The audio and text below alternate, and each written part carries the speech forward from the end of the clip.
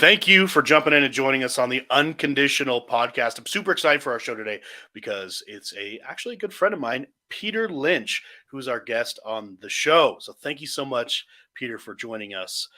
Unconditional, the podcast. We are creating empowered, unconditional entrepreneurs by different trainings and coaching. And the three central themes of being an unconditional entrepreneur is one, being unconditioned of your past. Sometimes it's childhood trauma. Sometimes it's just needing to unlearn the things that we have learned that have not been helpful and have not served us as entrepreneurs. Also, to be an entrepreneur in the storm. Entrepreneur is a French word, and it means one who's willing to carry the weight. And no matter the economy, no matter what's going on in the world, your identity as an entrepreneur, one who is willing, is more powerful than the external thing. So it's being an entrepreneur first from within. And the third is to set not work-life balance, but healthy and proper work-life boundaries. That's right. With Unconditional, we're bringing the humanity back to business. And we've got a sponsor today, and it is Planet Duct. Planet Duct, they are air duct cleaners, and I personally use Planet Duct for my home and my dryer vents so I don't overheat my dryer and burn my house down. And because I have a lot of allergies, and in Colorado we have a lot of dust, it's just everywhere. But Planet Duct comes out and they do things with my vent, and they put these machines, and they have this huge truck in my front yard, not my front yard, in front of my house. And I don't even know what they're doing, but I know it works. It's a valuable thing worth every penny. And Planet Duct Air Cleaning, they are Southern Colorado's best air duct cleaning company, and I would absolutely stand behind that. They clean, like I said, air ducts and dryer vents, and they're certified by the National Air Cleaner Association. You can check them out at planetduct.com and make sure you get a hold of them today. We're going into the winter months, and like I said, they're with the National Air Duct Cleaners Association. Just call them. They are awesome people. So happy to have them as a sponsor to keep you safe and keep you breathing well so you can listen to my podcasts. All right. We're going to go ahead and talk with Peter Lynch today. As you know, our shows are pretty short. They're about 20 minutes. We like to be concise. Peter, I'd rather have you on 10 shows than have you on one 3-hour show that nobody's going to watch. Peter, please tell us a little bit about yourself and what you do. See, I thought I was getting out of that easy today by having you introduce me. I didn't know you were going to make me have to introduce myself. Well, you know, it's always the irony of, the cobbler's kids have no shoes, right? One of the things is I help people craft a really great message, right? So they can present themselves well in the marketplace, etc. And I'm a continual, continual perennial experimenter. So I'm always my own guinea pig. And that means I usually don't have it very well crafted out for myself because I'm always coming up with something on the fly. But nonetheless, what I do is I help entrepreneur men step into their confidence, step into into the pursuit of their destiny and their calling. I really look at it as supporting entrepreneurs, right? Is really like entrepreneurs. We have this unique journey of really just taking up our cross daily, right? One who is willing to bear the weight. I look at that as the weight of your destiny, the weight of your calling. You don't get into business just because you want to just, obviously we get into business because we want to make some money. That was definitely a motive. That's not a wrong motive, but I mean, more deeply than that, what drives you through the suffering that comes with running your own business is there's something deeper calling on your own heart, and that's your own potential. So my job, my gift is to help others step into their own potential so that they can realize their destiny and share their gift with the world. And I do that specifically for men because that's just because it's beautiful to bring together a space of brotherhood and camaraderie and honestly in a world that is full of misunderstanding of men and masculinity and confidence and power, which are all necessities for growing a business, a successful business. So. That's right. And not only do I appreciate the work you do with men, I appreciate your mustache. Well, thank you. Peter, I've seen you. I mean, you and I have worked with each other. You and I have had such deep and such awesome conversations that really help transform things that I do and the way I think about myself. And I know. I remember this one time you said, "Hey, do you want to come meet downtown, have coffee, or whatever it was?" And I don't remember how you framed it, but you didn't frame it the way that it was. And so you give me an address. I show up and I walk in, and Oh yeah.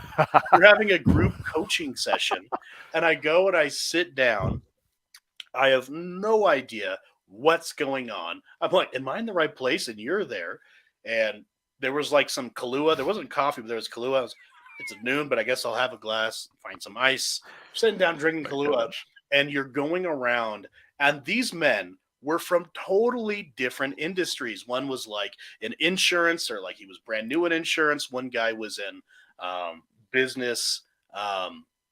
What is like basically he worked against business data breach, Yeah. cybersecurity. Cybersecurity. I knew there's a better Mhm. word for that. Mhm. I don't remember what the other guys did, but I was just sitting there listening and hearing them, and then all of a sudden you turn to me and you're like, "So Michael, all right, go ahead." Go ahead. What do you mean go ahead?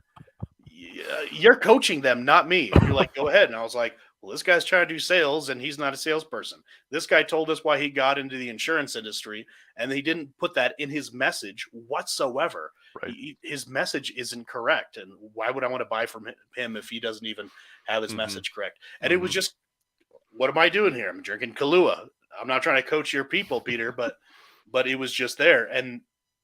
And then you really expounded upon that, and that's what I loved about being able to do that with you. Is we were Mhm. coaching, like feeding off of each other, Mhm. back and Yes. forth, and on top of each other, to really build something that was very valuable. Mhm.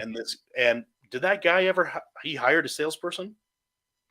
We went down that path. Yep. Good, He good. started that journey. Yep. That was definitely, yeah, there was a lot more that happened there that I wish was I wish I could say was greater outcomes, but that was definitely part of what we started implementing was, That's awesome. finding and hiring a salesperson. Um, yeah, there was some other, yeah, but yeah, no, it was definitely the right. It's funny that actually became a whole piece of. I didn't expect that to be part of what I started to deliver actually as a service, but I've started doing that for multiple other companies now. Is finding the right salespeople and basically bringing team together. It was a kind of a gift I didn't realize I had until it started happening. Was just having a knack for finding the right people for the right position and putting that into place, and then which just is one of the huge pieces. I mean, it's just I mean, we can riff on all kinds of things here. So, but one of the huge pieces as entrepreneurs is we have to have the humility to be able to let go. That's really a leadership piece, right? Entrepreneurship is stepping into a whole nother level of leadership. Leadership, is about equipping the right people to succeed. And if you're the smartest person in the room, you're not a leader, you know, right? If you're not willing to let go of what you're doing, you're not going to go to the next level. That's one of the huge things that can be a painful pill to swallow sometimes because we want to do it all. And as men, we have our ego attached. If it needs to get done, I'm the one to do it. That kind of mentality, and it'll just sour your experience and lead you to burnout. So you got to be able to find the right people to come in and support you, and that's going to elevate you to be able to actually utilize your gift in the way that it's meant to. That's And huge. also want to just say that I love that experience of the synergy that happens. That was the mastermind experience, right? Having you at the table, having your insights. That's the beauty of a mastermind. That's why I lean into that. Is having multiple heads, multiple great heads in a room, right? Which is an interesting one because honestly, it threatens my insecurities. Like here I am. I'm supposed to. I don't know if I'm supposed to not have insecurities, but that's a myth. I have plenty of insecurities, and I just charge into them head forward because I'm like, well, what's going to threaten my insecurity? If I have other great coaches in the circle, in the mastermind, that are going to be providing insights that I missed.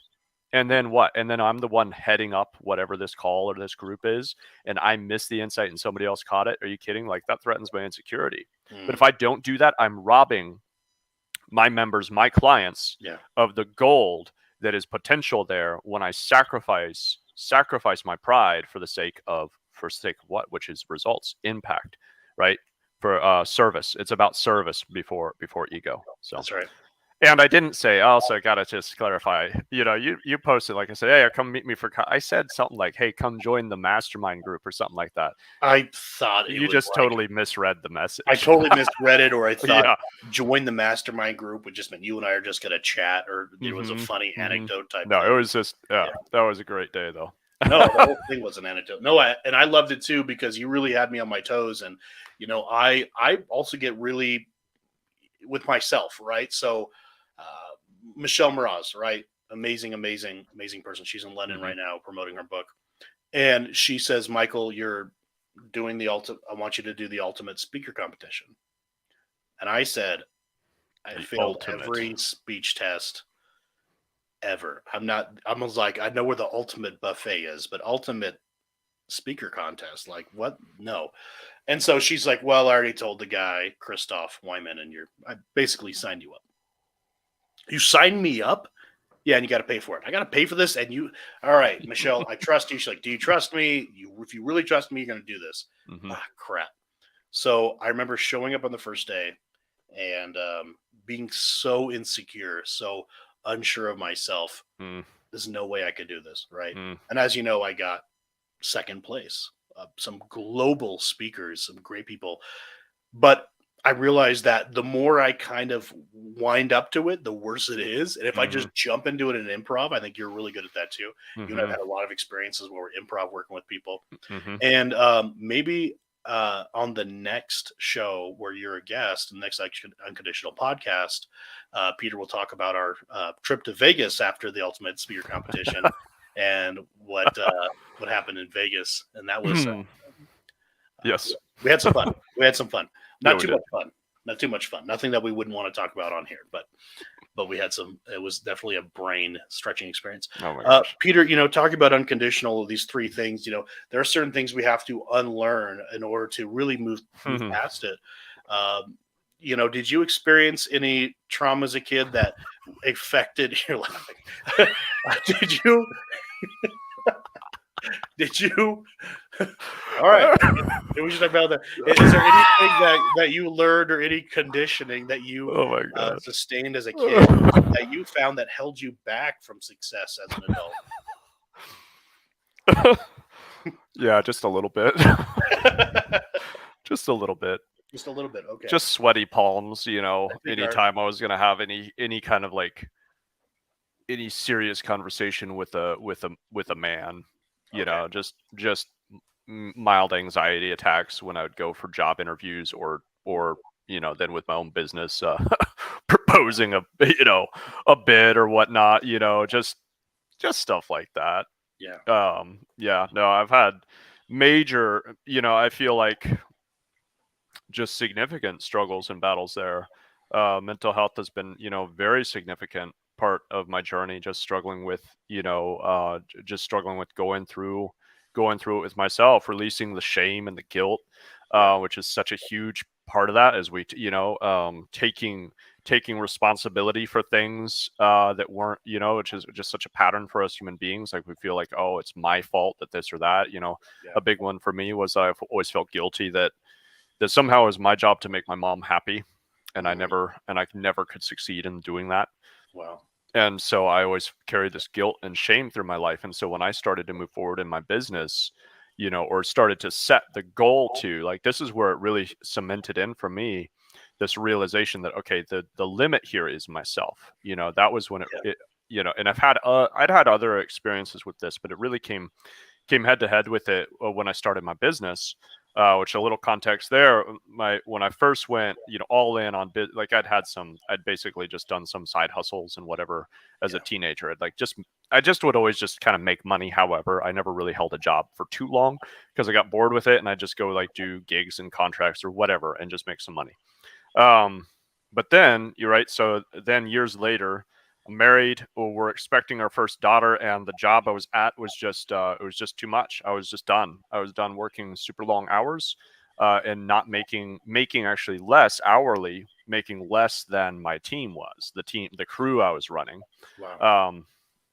And and despite having some of the most profitable projects in the history of the company, I was not getting I was not, I wasn't feeling the reward of my work. Just a lot of long, hard hours of hard labor work, and stress. And so our daughter's born. I take a week off from work, and for that magical time frame of your first child, um, it really was life changing. And then go back to work, and I'm just like, what am I doing?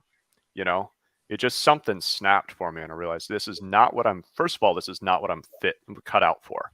I didn't realize it at the time, but my calling is entrepreneurship. Absolutely, there's no job in the world that I could hold at this point. I'm clinically unemployable. Um, but more than that, it was just the sense that like there's something more. Yeah. And that's always one of the things that that's a big one for me with when it comes down to is it time for someone to work with me? It's like, well, if you feel like there's something more, you're at this plateau, you're at this kind of stagnation point where all of life now just becomes friction and frustration, right? There's something more. I had that experience. There's something more I want to tap into. Yeah. I'm not going to work long hours, and then Saturdays and be exhausted Sunday and not spend time. Like, I'm here because I want to spend time with my daughter. So I drew a line in the sand, and I feel like that's where all these things start, is with a commitment and a decision. I drew a line in the sand saying, I'm not going to live by the conventional standards. I'm going to what became unconditional for me was the hazy at that time realization of what are my values. And one of them is actually, is absolutely freedom and family. Right. Those two things come very high for me. So if something is threatening my freedom and my family, my time with my family, right, I'm like, well, my daughter's only young once. So why would I spend her youth destroying my youth? Right. Yeah. So I'm going to just launch out and do my own thing. So that's what I did. And it was actually had this other transition that just fell through. So there was something else I was going to transition to that just fell through. And so at that point, I just had nothing. And I thought, well, whatever. I'll just start my own business. I've done that before, right? Yeah. So thus the beginning of the journey, and all that to say, back to your question, what was the conditioning? I was like, well, start to pick up steam, and I'm starting to see bigger and bigger vision, because I really just started flying by the seat of my pants. Had no idea. I'm just like, how do I just get ahead of my bills a little bit? And then from there, I start to realize, wow, I've really got potential here to grow. That's going to mean really going to start to be happy, As I start to achieve my goals, I'm going to be happy. And I don't mean happy in the trite kind of way, but right, that sense of fulfillment. Yeah. And that's when things really started to click in for me, of like, when I start moving towards that, there was great internal resistance of shame and guilt, because how dare I be happy when my mom is not happy? Then I would have to leave her, right? So all these kind of weird symptoms and conditioning, that comes up. And then other things like, oh, money is bad. Like, you start making money and that's bad, and condition, right? And then, and then it's funny to me how much the word trauma is like a trigger word, and a lot of people want to say, I don't. Just the word trigger is a trigger now. Well, yeah, right. But the idea of trauma, there's so many men out there, especially, who I think just think like, well, I don't have trauma. Trauma's fake. Trauma's for complainers or losers or whiners or victims, right? Trauma's but you're not going to step into your potential. You're not going to, right? Like, here's the thing: identifying your trauma doesn't make you a victim. Being a victim makes you a victim. Yeah, right? Exactly. Because identifying same trauma. What's that? Two people, like I said in the last podcast with Clayton. Oh my gosh, her first name. Oh my gosh. She's even like a friend of mine, and I can't believe I'm doing that. But what we talked about is the same trauma can happen to two different people, right? And one person can choose to be a victim of it, and one person can choose to be a survivor of it. And a victim is going to have excuses, right?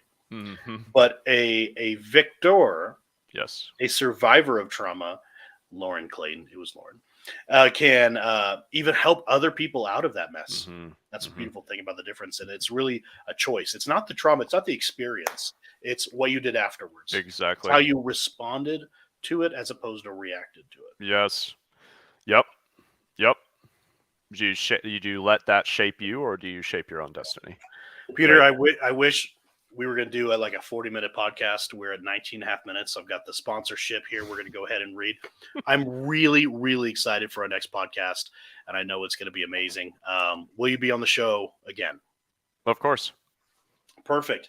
Again, our sponsor for Unconditional, Planet Duct Air Planet Duct Cleaning. Southern Colorado's best air duct cleaning company. They clean air ducts and dryer vents. And they're certified by the National Air Cleaners Association. Check them out by going to planetduct.com. This is the Unconditional Podcast with my guest, Peter Lynch. My name is Michael Schoening. I'm the host. We'll see you guys next time. Oh, yeah. Thanks, Peter. You bet. Thank you.